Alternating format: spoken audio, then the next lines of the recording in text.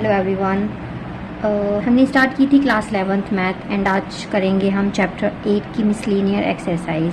तो देखते हैं question number 1। If f is a function satisfying f of x plus y is equal to f of x dot f of y for all x comma y belongs to natural number such that f of 1 is equal to 3 and summation x running 1 to n f of x is equal to 120, find the value of n। हमें यहाँ पर n की value find करनी है। Okay तो हमें क्या क्या गिवन है, हमें जो समेशन गिवन है वो गिवन है x running 1 to n f of x is equal to 120।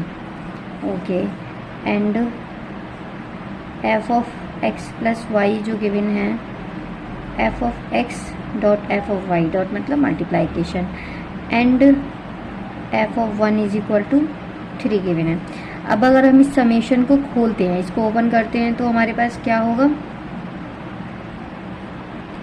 Summation x running 1 to n f of x is equal to 120 को अगर हम ओपन करते हैं तो समेशन को कैसे ओपन करते हैं, हम x की जगह 1 पुट करेंगे, प्लस का साइन लेंगे, 2 पुट करेंगे, प्लस का साइन लेंगे, 3 पुट करेंगे, प्लस का साइन लेंगे। और ऐसा हम कब तक करेंगे, जहाँ पर वो x जहाँ तक जा रहा है, यहाँ पर n तक जा रहा है तो हम n तक करेंगे, डॉट डॉट n तक हम पुट करते रहेंगे। जैसे भी हम x की वैल्यू पुट करते रहेंगे बीच में समेशन लगा के नेक्स्ट वैल्यू पुट करेंगे और ऐसे ही पूरा ये समेशन को ओपन कर देंगे। ये है 120 के इक्वल। ओके अब यहाँ पर हम साइड में ये देख लेते हैं कि हमें f of 1 is equal to 3 given है, f of 2 को मैं f of 1 प्लस 1 लिख सकती हूँ, बट यहाँ पे तो दिया है जब भी मेरे पास f of x plus y type का कुछ होगा तो मैं उसको f of x dot f of y लिख सकती हूँ। तो यहाँ पे मैं इसको f of 1 dot f of 1 लिख सकती हूँ। f of 1 is 3 into 3 square. f of 3 को मैं क्या लिख सकती हूँ, f of 2 प्लस 1 एंड इसको मैं कर सकती हूँ f of 2 dot f of 1। f of 2 हमने फाइंड किया है 3 स्क्वायर, f of 1 है 3 तो ये हो जाएगा 3 क्यूब।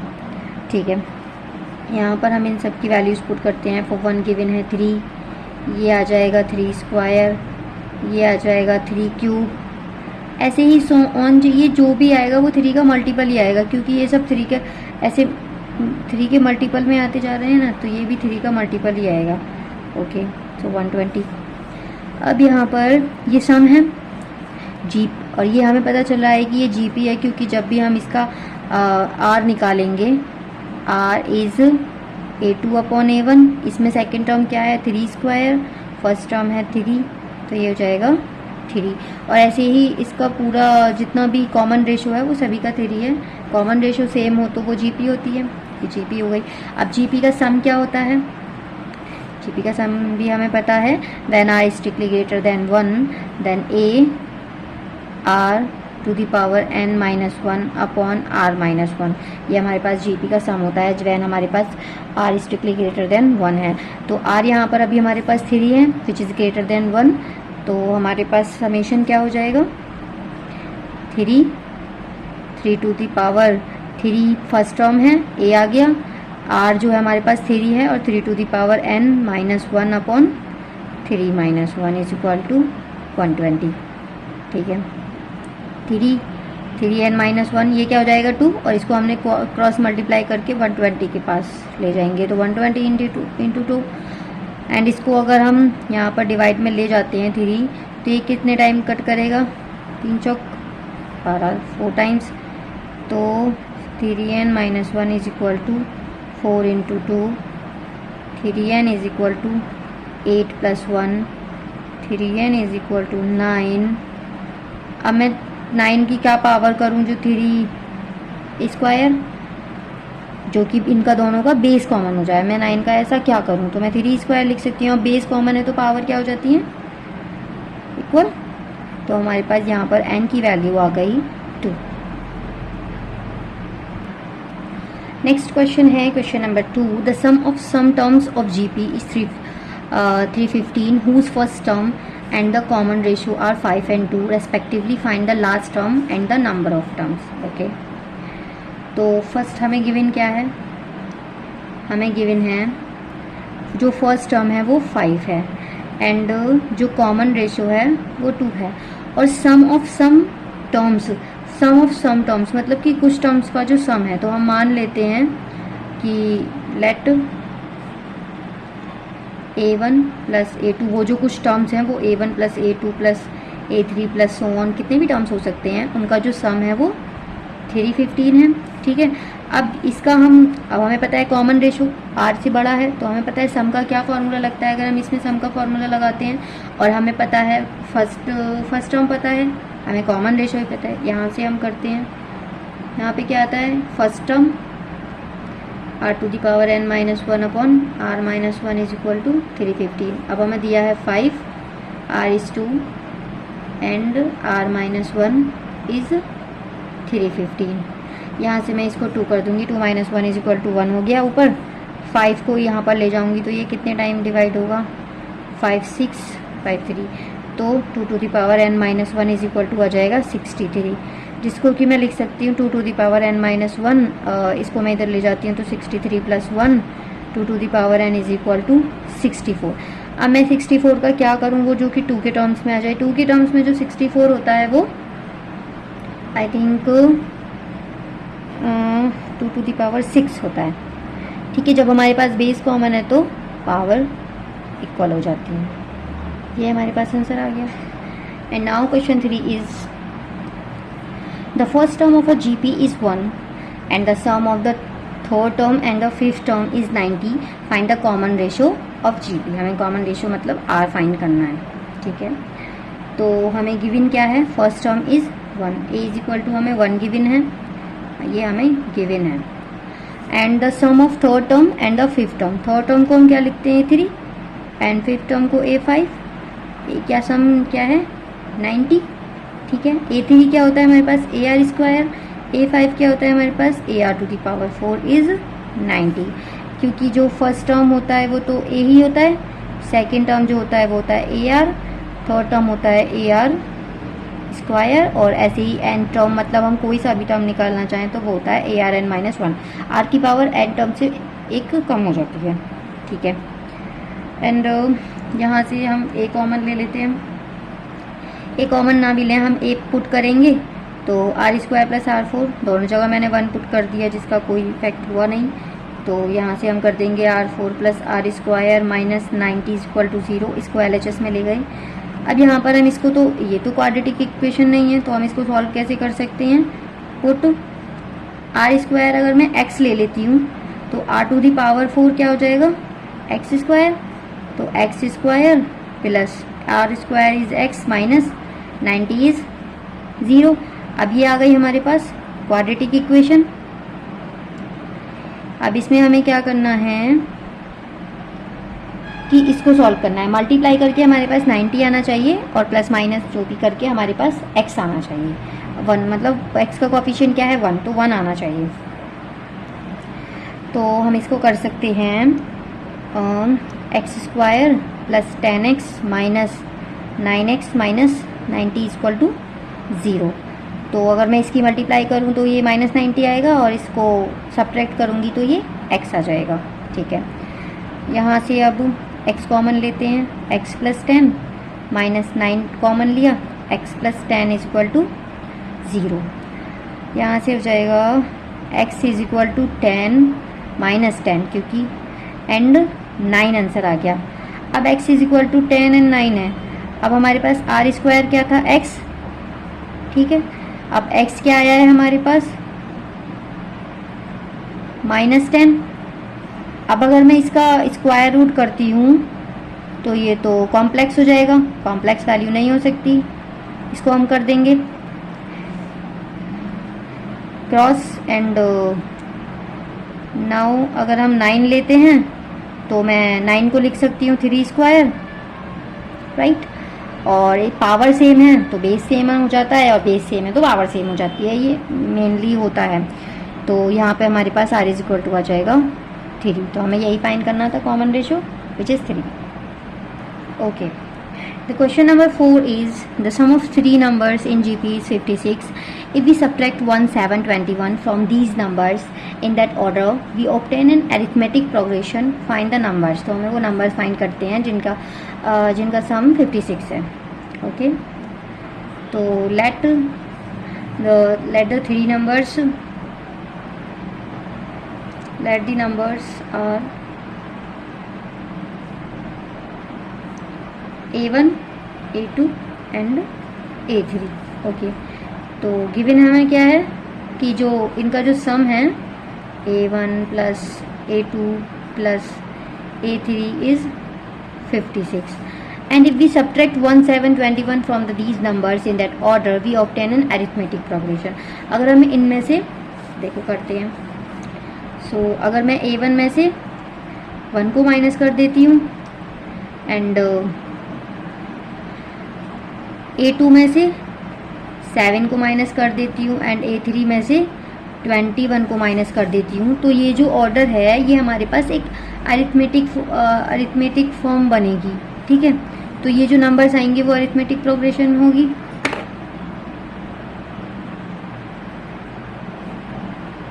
Forms AP. और AP में हमारे पास क्या होता है, चलिए देखते हैं.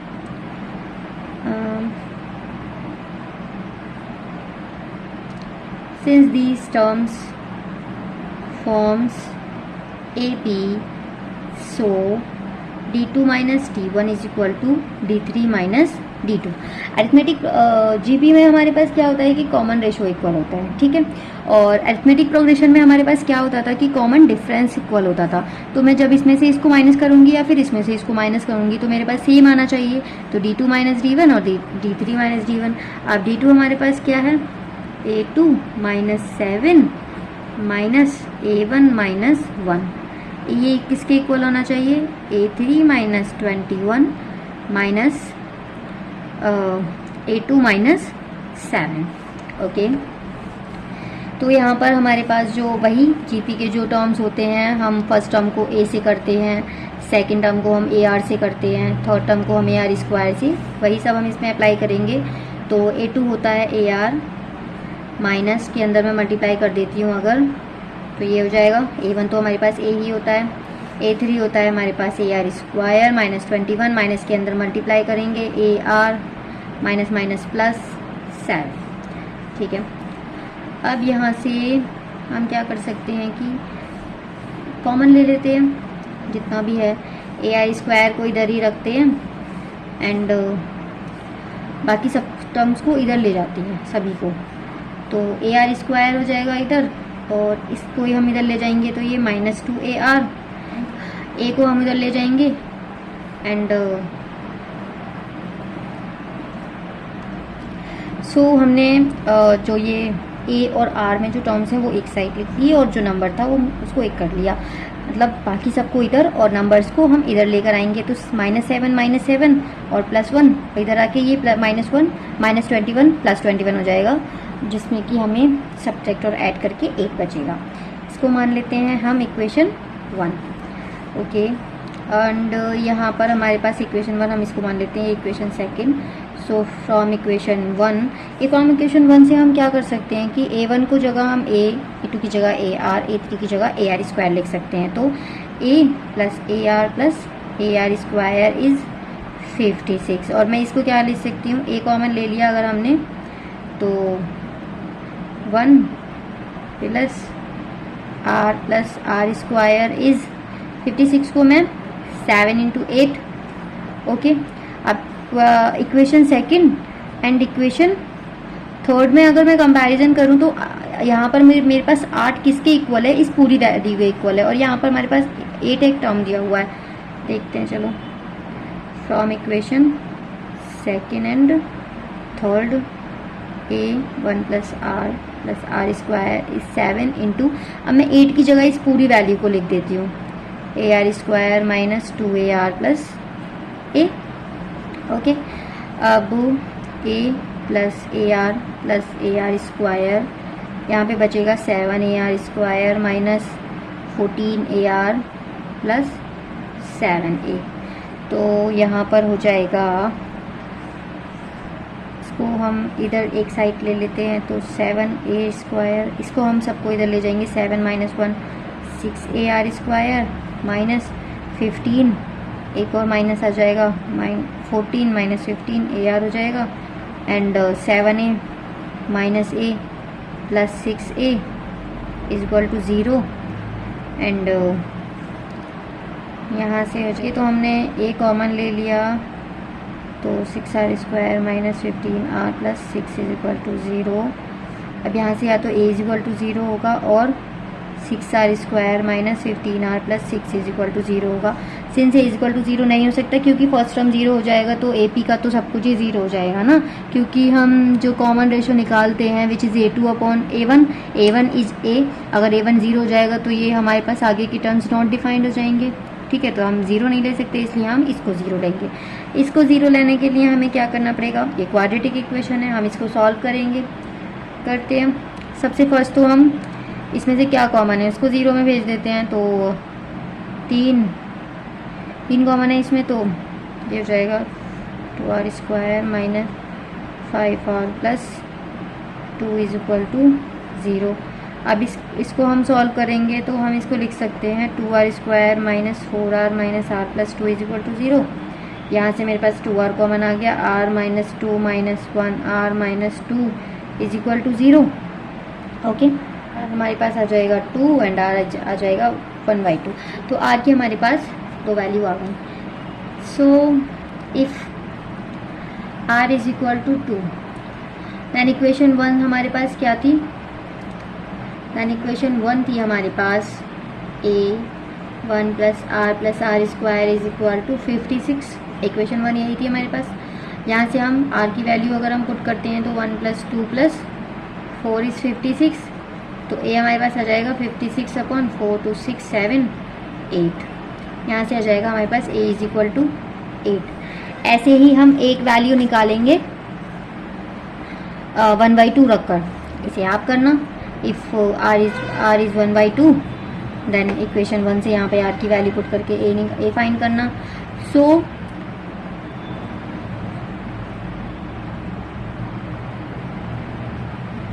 द नंबर्स आर, हमारे पास क्या थे नंबर, a इज इक्वल टू 8 आ गया, ar is equal to 8 into 2 and ar² is equal to 8 into 4, तो which is 8 16 and 32।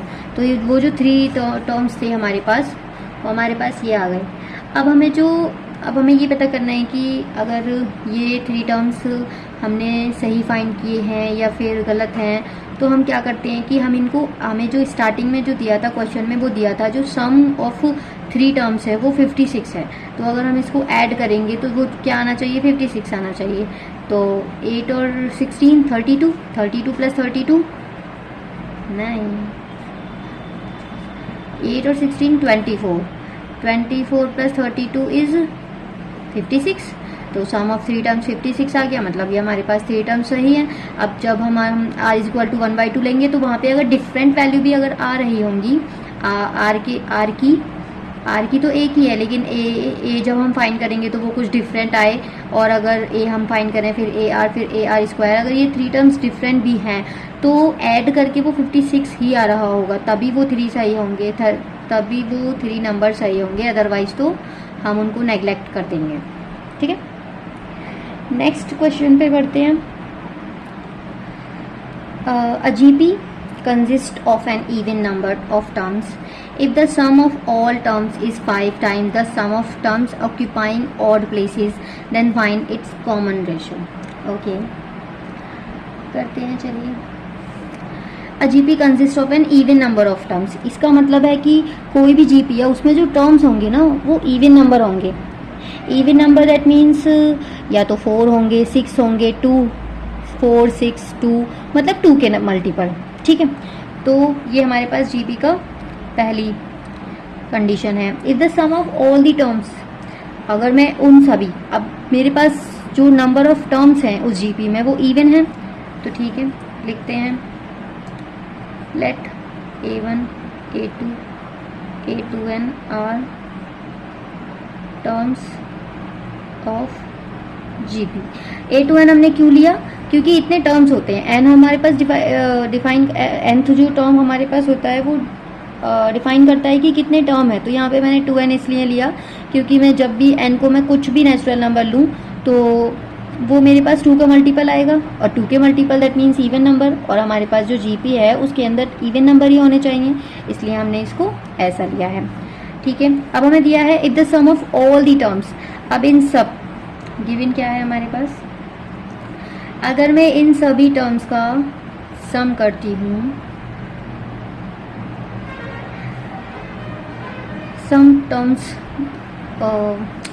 5 times the sum of terms occupying odd places। 5 times that means 5 के multiple में होंगे ऑड प्लेसेस वाले। Odd places वाले कौन से होते हैं, A1 1 3 1 3 5 7, ये हमारे पास ऑड होता है, 6 8 इवन होता है। तो ये वाले ऑड प्लेसेस वाले नंबर्स आएंगे, मतलब A1 plus A3 plus A5, ऐसे ही मैं एंड तक करूँगी A2n माइनस 1। जो भी मतलब मेरे पास जो लास्ट टर्म है वो इवन है जाहिर है, तो जब मैं उससे एक कम टर्म लूँगी तो वो ऑड होगा, ऑड प्लेस पर होगा, और मुझे ऑड प्लेसेस वाले नंबर्स का ही सम को 5 टाइम्स करना है, तो इसलिए मैंने ऐसा लिख लिया। ठीक है, then find its common ratio. Common ratio हमें फाइंड कर, अब हम इसको कर लेते हैं A1 plus A2 plus A2n is equal to 5A1 plus 5A3 plus 5A5, अंदर मल्टीप्लाई कर लिया हमने, 5A2n माइनस 1।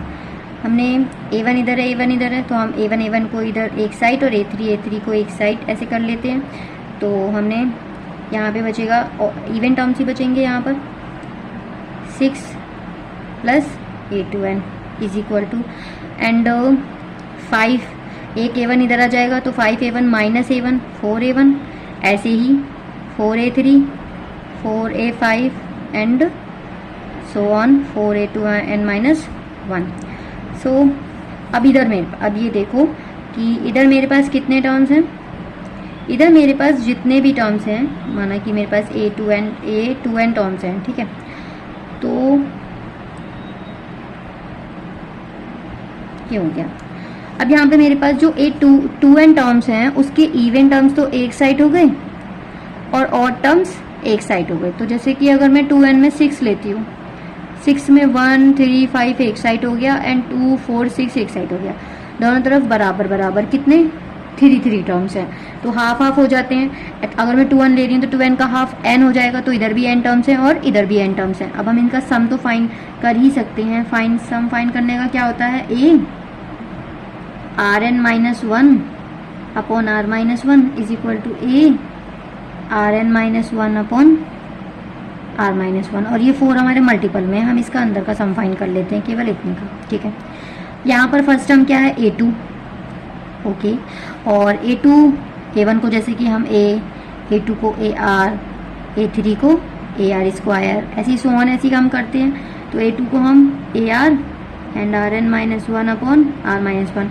n क्या होता है यहाँ पर, n हमारे पास होता है यहाँ पर नंबर ऑफ टर्म्स, तो नंबर ऑफ टर्म्स तो n है, इधर भी नंबर ऑफ टर्म्स n है, इसलिए हमने इसकी पावर n किया है। तो ये हो जाएगा a, यहाँ पर फर्स्ट टर्म है a, फर्स्ट टर्म को तो हम a से ही करते हैं ना, इसलिए Rn minus 1 upon Rn minus 1, इससे ये कैंसिल, इससे ये कैंसिल, एंड यहाँ से हो जाएगा हमारे पास a से a कैंसिल, R आ जाएगा हमारे पास 4, तो हमारे पास कॉमन रेशो आ गया R is equal to 4 and this is answer. Next है question number 6, okay, and question number 6 में है, अगर हमारे पास ये एक्सप्रेशन है then show that ABC and D are in GP। Okay, हम सॉल्व करते हैं। फर्स्ट हमें a प्लस बी एक्स, ये हमें इक्वल दिए हुए हैं, तो पहले हम इनमें से किसी दो को ले लेते हैं। दैट मीन्स हमने ये दो ले लिए, इन दो को अगर हम सॉल्व करेंगे तो a plus B X B minus C X cross multiply किया है, b plus C X into A minus B X. Okay, कर लेंगे A B minus A C X plus B square x minus B C X square is equal to A B minus B square X plus A C X minus B C X square. दोनों तरफ ये common है, ये common है, ये common है, B square x और B square x. नहीं ना, ऐसे थोड़ी ना होता है, कुछ तो गलती की है हमने। देखते हैं। तो यहाँ पे ये ए सी एक्स एंड यहाँ पे ये ए सी एक्स कैंसिल नहीं हो सकते ना, क्योंकि अगर दोनों तरफ ये माइनस के होते तब होते। यहाँ पे ए प्लस ए माइनस है तो हम इसको इधर ले जाएंगे तो ये हो जाएगा 2ac(x) एंड इसको तो ले गए हम इधर, नहीं इसको हमें ले गए इधर, तब ये हो गया प्लस का, इसको हमें ले गए इधर तो ये हो गया दोनों प्लस के, 2 से 2 गया, ac x से x गया, b स्क्वायर, और मैं इसको लिख सकती हूँ एक b को इसके नीचे लाई और एक को इसके नीचे। ठीक है, तो ये हमारे पास आ गया इक्वल। नाउ टेक, अभी हमने ये दो लिए थे, अब हम ये दो लेंगे, b plus C x upon b minus C x, c plus D x upon c minus D x. इनकी मल्टीप्लाइकेशन करेंगे,